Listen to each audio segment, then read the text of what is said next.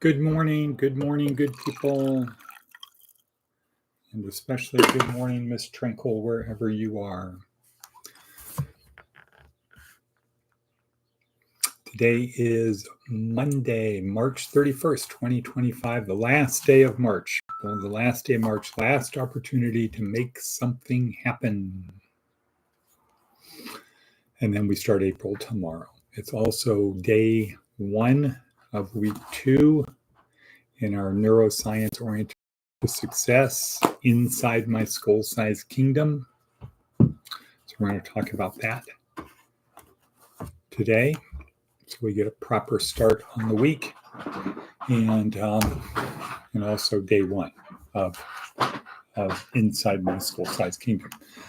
Okay, so why are we here? We're here to help our students and other interested people on their journey through this life. Right. Good morning, What Not a Bevy. How are you today?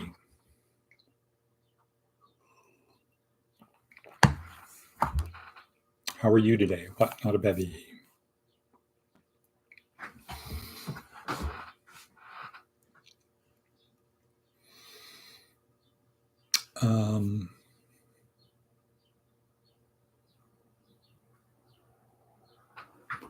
I'm on break, so you have my full attention. Good. Okay, well, we are here to help our students and other interested people on their journey through this life. And we do it through our 4-part transformational program where we focus on physical, mental, emotional, and spiritual parts, spiritual things. How to overcome the thorns in our side, how to just not let them pull us away out of the game, etc. Today's theme is called Out or Inside My Skull-Sized Kingdom. Inside my skull-sized kingdom. So what's going on in the brain? We'll talk about that in a minute. But before we do that, let's get to some of the things on our worksheet, because the worksheet down below, see down below, see the worksheet. That's where the guts are. That's where the magic happens. It's doing the work there. The 10, 15, 20 minutes of this podcast is for the purpose of creating a better daily routine and creating better habits through repetition. Make this part of your day. Become part of a tribe of people who watch this. Okay, so 3 minutes in, full attention.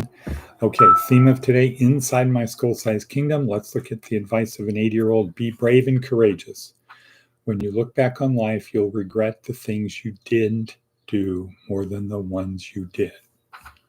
Okay, that's good advice.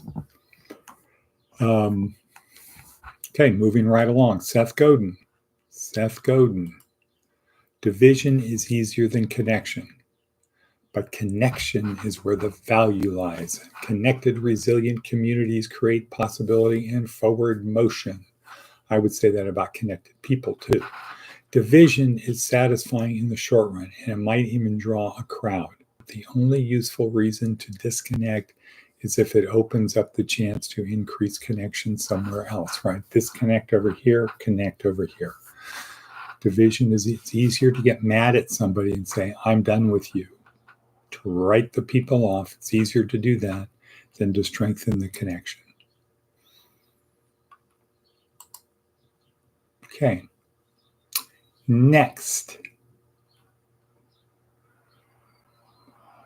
What else is we have on our hit parade? Do you have any other red letter stuff?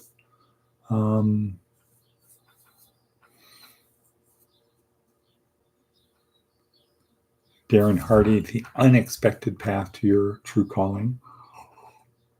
I was talking about Pavarotti, who started out as a PE coach, didn't like it, didn't like the people, got into selling insurance to families from the school, did well, but wore out his voice. So he couldn't teach, couldn't speak, so he had to learn. So he became a singer. unexpected consequences. Jordan Peterson talking about the difficulty of being a Christian. Daily Stoic, time. The most important thing we have is time, and we squander it. So much of it we squander. Okay, so that's that. Let's talk about week 2. And then we'll talk a little bit about week 1. Week 2 in our 4-week neuroscience-oriented approach to success. So week 2 is about how my brain works from a neuroscience level. So this is mainly people deal with their behavior on a psychology level, dealing with feelings, beliefs, emotions, behavior, things like that. A neuroscience approach goes down to say, where do these occur in your brain? And understanding where they are, then what triggers them. So it's going several layers below that. And here, our goal in this 4-week class is just to answer 2 questions. Who am I and why do I behave the way I do? If we know who we are and we know why we behave the way we do, then we have the ability to actually dial in who we need to be right now and 5 minutes from now, etc. We know who we need to be at that point in time. Because sometimes we need to be the hero, sometimes we need to not be the hero. Sometimes we need to just stay put, not react, not respond. Other times we need to be bam. And then there's a million variations in between on our natural distribution, on our bell curve. So who am I? Who am I? And why do I behave the way I do? That's our goal in this 4-week class. And then we break it down into 4. So there are 4 weeks. First week is overview and orientation. So that's coming at some of the big issues. Starting with how easy it is to damage our brain. If our brain is damaged, it doesn't matter what our beliefs are. Our brain is the physical thing. So we talk about the brain. We talk about IQ. We talk about addiction. We talk about how stories impact us and why we can tell stories. This week, we focus on how does the brain work? What's going on in the brain in 3 areas. 1 is in our neurons. What are neurons? How do they work? What's the big deal? How many do we have, etc.? What's the big deal? 2, neurotransmitters. So this is the how do the neurons work part. And what do these chemicals do? These neurotransmitter chemicals do? What is their effect? And 3 is the reticular activating system part of the brain that acts sort of like a filter. Then next week, week 3, is outside my skull-sized kingdom. So if this is going on in my brain, that's causing me to see the world as I do. When I look outside of me, when I step outside of me, and I'm in the world of other people, then I can understand how they are. And if I understand that they are like me, what motivates me, maybe not the particular thing, the flavor of ice cream type of thing, but that there are things that motivate me, things that trigger me, things that are the same as how my brain works is how their brain works. So if I want to be more effective in communicating with them and dealing with other people, it's good to understand how their brain works and what motivates them. Look for the things that motivate them. And then the 4th week is called leadership, which is not really the right name. But the idea is you can't be successful without other people helping you. about getting other people involved. Even if it's a restaurant or a store, you can't be successful without customers.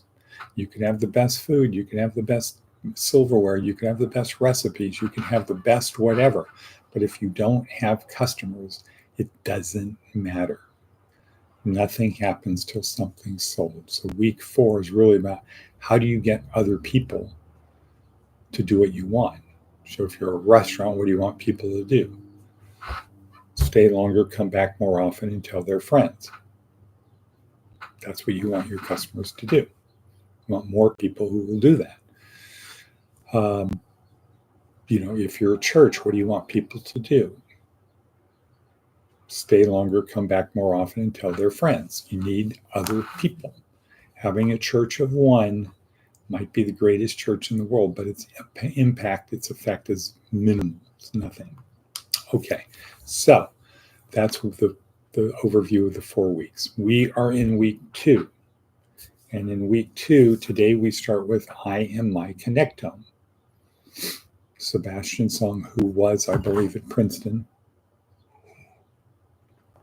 and he was mapping the brain mechanically, slicing the brain to really, really thin slices and then color coding the dendrites on different neurons and then seeing how they interconnected.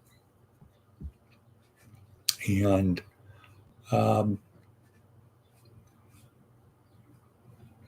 what we learned from this is that the human brain has, he says 100 billion, but now we know it's closer to 86 billion neurons, and each neuron has up to 10,000 or maybe around 10,000 connections to other neurons. So if you take, the connectome equals the number of neurons times the number of connections. So if you take 86 billion times 10,000, you come up with 860 trillion connections. But it's actually more than that. Big, big, big number. And that's why we are who we are versus other animals, because other animals have a smaller connectome. And last week we learned from Yuval Harari, why do humans control the planet? It's because we can work flibly in large numbers, because we can invent stories. And if we believe the stories and act out according to the stories, we'll work flexibly in large numbers. And why do we do that? Because we see the world in a dual reality. So we physical reality and fictional reality, objective reality and fictional reality. Humans are the only ones that are able to do that. So for animals, a mountain is a mountain, a river is a river. But for humans, we can add other subjective feelings to that. It's a beautiful mountain. It's a scary mountain. It's a dangerous mountain. It's a same thing with a river. So we can have a subjective thing, or this little green piece of paper is equal to a banana. You can just give it to anybody who has bananas, and they'll take this green piece of paper and give you a banana, even though it's really a worthless piece of green paper. So how are we able to do that? And so how are we able to see the world in a dual reality? Because we have more neurons. Susanna Herculano. And why do we have more neurons? Because we cook our food. And what does cooking our food do? It gives us more calories in less time, so that gives us more time to do other things. And the brain is basically designed, evolved, whatever, to solve problems. And the more problems we solve, the more brain power we need. The more complex problems, the more problems we solve, the more we need. So that means that over long periods of time, the skull size increases, and the brain during these periods of increase folds in on itself and gets very crinkly. It's not smooth like other animals. So that's kind of an overview. Now, this week we're looking at 3 parts of the brain: neurons, neurotransmitters, and reticular activating system. Today, it's about neurons. Again, Sebastian Song talking about how neurons work, really down to the level of synapses, spitting out neurotransmitters from one to another. And stored inside our neurons, or these collections of neurons, is our lived past, our anticipated future, our ability to simulate our personality, etc. Those things are all stored in our brain. How do we know that? Well, we know it because if somebody damages their brain, if they have a stroke or traumatic brain injury, those things go away. They go away. You get a brain disease, if something happens to your brain, you lose your lived past, anticipated future, ability to simulate personality, the ability to locomote, to get around. Those things go away when we damage our brain. So we know it's in our brain, and we know it's in our neurons. We have deduced that it's in our neurons. And what we learned from last week is you want to take care of your brain. You don't want to do things that damage your brain or make it less effective. Drugs, alcohol, traumatic, sports where you're banging your head against other things, not good idea for brain health. Okay? So now tomorrow, we're going to talk about neurotransmitters. We're going to talk about the fact that all of our feelings are the result of the release of these chemicals in our brains and in our bodies, neurotransmitters and hormones, and what causes them to be released. And we come to the conclusion that, well, if we can control the release of the neurotransmitters, we can control our behavior and the outcome of our behavior. And so we'll come up with the idea we're going to work from the results side. So what is the results I need? How do I need to behave to get those results? How do I need to feel to behave that way? What do I need to think to feel that way that I need to feel so I can act the way I need to act to get the outcome I want? So we work our way back to figure out what neurotransmitters do I need to release and in what order in order to get what I want. Now, we do that automatically, but here we're going to break it down, deconstruct it, so we have a better thing. Okay, it's buffering. Okay, well, are you available for a call? What, not a bevy? Are you available for a call? I will.